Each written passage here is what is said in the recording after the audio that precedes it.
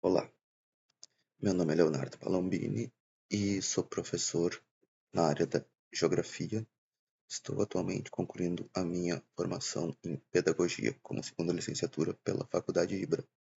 E aqui venho apresentar meu trabalho de conclusão de curso, que foi feito a partir das experiências no meu estágio obrigatório durante a graduação.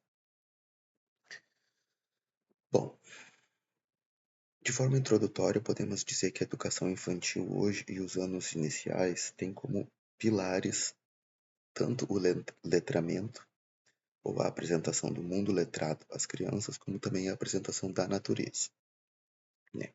Entretanto, hoje em dia, no mundo de abundância tecnológica, de uma infinidade de recursos digitais, às vezes o contato com a rua, com as praças, com a natureza vivida, com a terra, fica um pouco em segundo plano durante a criação. E as crianças estão grande parte das vezes presas dentro de apartamentos ou dentro de casas, num ambiente com muito cimento, com muita cobertura do solo e com pouco contato com aquilo que é mais ancestral, mais antigo que existe, né, que estava aqui desde antes de nós, que é a natureza.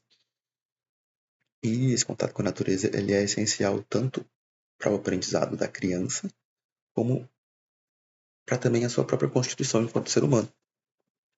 Então, o nosso trabalho ele propõe ressignificar essa ideia de brincar com a natureza, entendendo ela como não somente uma questão de brincar, mas como uma própria ferramenta pedagógica de desenvolvimento do conhecimento, de aquisição de autonomia para o indivíduo criança e também para a inclusão dele num grupo, né? Especialmente no nosso caso, em que nós estamos tratando com uma criança com deficiência intelectual. Então, ele tinha mais dificuldade e tem mais dificuldade de se apropriar de conceitos formais, de raciocínio lógico, né, de uma lógica abstrata e por outro lado, ele se mostrou desde o início sempre muito interessado, muito ativo, muito participativo nos trabalhos que se fez em ambiente externo, né, e nesses momentos de estar também em ambiente externo. Essa escola ela tem uma grande praça no exterior e eu tive a oportunidade de ir com eles um dia. Essa praça onde foi o que eu desenvolvi algumas das minhas observações que deram origem a essa problemática que eu resolvi desenvolver no meu TCC. Porque a partir do primeiro desafio de tentar incluir essa criança no ambiente escolar, fazer com que não só ela trocasse com os demais, como ela pudesse aprender alguma coisa, eu fui atrás de alguns autores que lidavam com essa questão, né?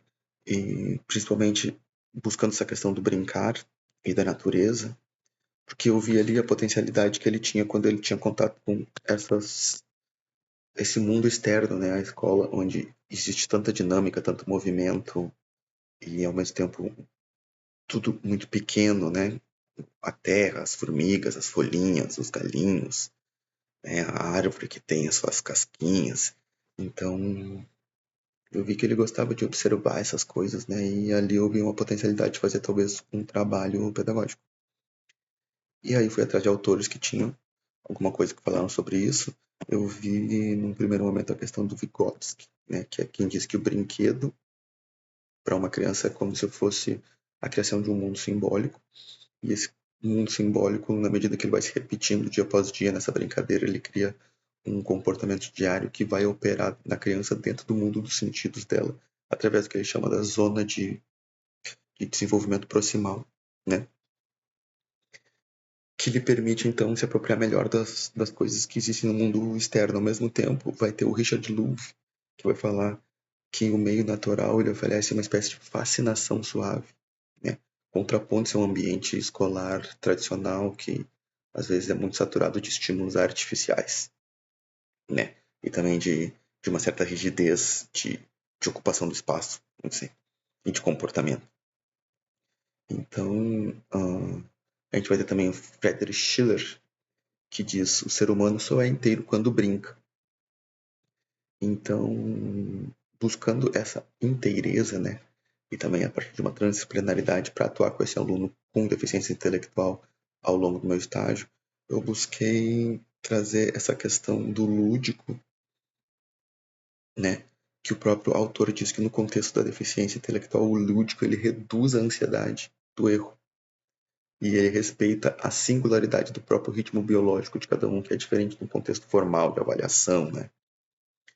Então, a aplicação prática dessas teorias, no que eu observei ao longo do meu trabalho, que foi feito no Colégio Álvaro Alves da Silva Braga, que fica em Porto Alegre, um colégio de periferia, que, embora tivesse uma boa estrutura, também tem um cenário de recursos um tanto restrito, né, limitados, uma estrutura física que não é a melhor conservada, uma escola que já é antiga, que já tem mais de 50 anos e enfim, com a questão da desvalorização da educação por sucessivos governos, né, as escolas talvez não tenham acompanhado o desenvolvimento físico, tecnológico que o mundo tem tido nos últimos anos, né? E aí, como uma compensação a isso, que a gente tem? A gente tem a figura do pátio, da praça, que fica no entorno da escola, né? Onde a gente vai entender, então, que um pátio arborizado, com grama, com terra, com pássaros, com insetos, ele vai se revelar uma espécie de a mais antiga de todas as tecnologias, que é que ao longo de centenas de gerações, ao longo do desenvolvimento da humanidade, foi a base de todo o nosso conhecimento, né? E hoje a gente está, de certa forma, um pouco alienado disso, dentro desse mundo tecnológico. Então, eu acompanhei esse aluno, que era um aluno com síndrome de Down, com desenvolvimento intelectual, na turma do segundo ano do ensino fundamental, né? E alguns momentos muito interessantes aconteceram quando eles estavam, por exemplo, o que eu achei mais digno de nota nesse momento aqui, que é uma apresentação curta, é no momento que eles estavam construindo castelos de areia e o aluno não conseguia, ele não tinha habilidade para erguer o castelo de areia, digamos assim, dele de uma forma harmônica e esteticamente mais desenvolvida, né, do que os colegas. Mas ao mesmo tempo os colegas percebendo que de certa forma ele não conseguia montar o castelo de areia, pediram então eu estou chamando o aluno de Eric na apresentação, como um nome fictício. Eric, então busca para nós uns galinhos para a gente enfeitar. E aí o Eric foi buscar. E aí ele buscou um monte de galinhos e todos bem organizadinhos. E ele gostou muito de começar a fazer isso. Ele começou a separar as folhinhas, separar as galinhas por tamanho, por cor, né? Pra, meu cachorro. Para servir de material para compor essa brincadeira, para ajudar na construção dos castelos e também para ser uma coisa de enfeite, né? E aí, nessa atividade, nessa função, o Eric se ficou muito interessado. E aí, ele participou ativamente da construção praticamente de todos os castelos. Ele ajudou todos os colegas. Os colegas viram as coisas que ele estava trazendo e puderam ter mais ideias para conformar os seus castelos. E, e o Eric, então, foi responsável por uma mudança em todo o ambiente, na medida que ele chegou com novos materiais, com coisas que estavam fora daquele imediato do aluno, porque o aluno estava concentrado na sua concentração, na sua construção, enquanto que o Eric foi procurar materiais diferenciados, né? E aí eu vi que isso pôde desenvolver nele um raciocínio, né? Lógico de que envolveu tamanho, envolveu cor, envolveu uma noção estética, envolveu inclusive uma noção arquitetônica, uma noção de engenharia, né? Enquanto que para ele era tudo uma grande brincadeira e para todos era, né?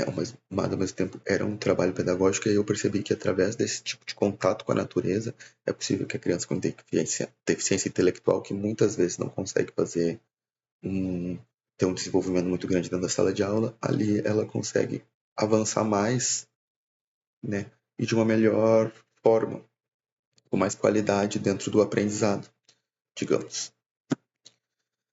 né? Então, o que eu chamei isso é a pedagogia de pátio, né? Onde existe uma inclusão real. A turma demonstrou uma sensibilidade para incluir o Eric na medida que ele não conseguia fazer o mesmo trabalho, e o aluno encontrou então uma potencialidade, ao mesmo tempo uma alegria de compreender que mesmo que ele não fizesse a mesma coisa que os outros, ele estava contribuindo da sua parte, e o que ele estava fazendo também era importante dentro da construção, né? Então, essas possibilidades é o que a gente vai chamar, já encaminhando para o final, tá? A gente chama de a educação do futuro, né? Que o futuro é ancestral. Então, a natureza, que é essa grande mãe, professora, que ensinou tantas e tantas gerações antes de nós, que nos permitiu que a gente chegue até hoje, ela continua sendo essa mesma professora. Só que a gente está um pouco alienado dela por causa do mundo tecnológico, científico e informacional que a gente criou. Mas, ao mesmo tempo, isso continua existindo e existe sempre como a mesma potência criativa, potência ativa, uma potência de experiência, né, que envolve o corpo, que envolve os sentidos. E o Edgar Morin fala que essa questão de compreender é um dos problemas da finalidade da educação. Então, como que o aluno pode compreender, né? E a natureza, como professora, ela vai ensinar um olhar respeitoso, um olhar integral, um olhar mais amplo sobre as coisas, às vezes permitindo que o aluno que tenha uma compreensão limitada dentro de um espaço limitado consiga aumentar sua compreensão na medida que ele expande também o seu próprio horizonte de atuação. Então, com isso, a gente concluiu que a deficiência intelectual, ela, de certa forma, desafia a escola, e uma das respostas, talvez, para ela seja abandonar práticas tradicionais que já estão, de certa forma, um pouco ultrapassadas pelo tempo, né, na medida que a gente já teve uma grande experiência dessa educação industrial, dessa educação bancária, como diria o Paulo Freire, ou de uma educação, um modelo fordista, né, que parece que a escola ainda não conseguiu superar. E a gente avança lentamente para um modelo toyotista, mas ainda assim cada vez mais alienado da potência ancestral, que ao mesmo tempo é futura, que é a natureza, né? Então, a natureza, ela sendo generosa e sendo democrática, nela o futuro é ancestral, no sentido de que a educação, e no caso em específico a educação exclusiva, ela tem que colocar os pés no chão, né? Que permite que essa criança, seja ela com ou sem deficiência, que ela interage com a realidade real, com a realidade material, com a realidade concreta do planeta, né? Para poder, a partir disso, desenvolver melhor as suas potencialidades, as suas capacidades mentais e humanas, tentar buscar uma autonomia no seu desenvolvimento. Então, eu acredito que com isso o nosso trabalho de estágio foi muito bem aproveitado. Ele pôde gerar esse trabalho de TCC, que eu estou aqui apresentando, e fico à disposição para quaisquer questionamentos. Agradeço à banca pela atenção e até mais. Muito obrigado.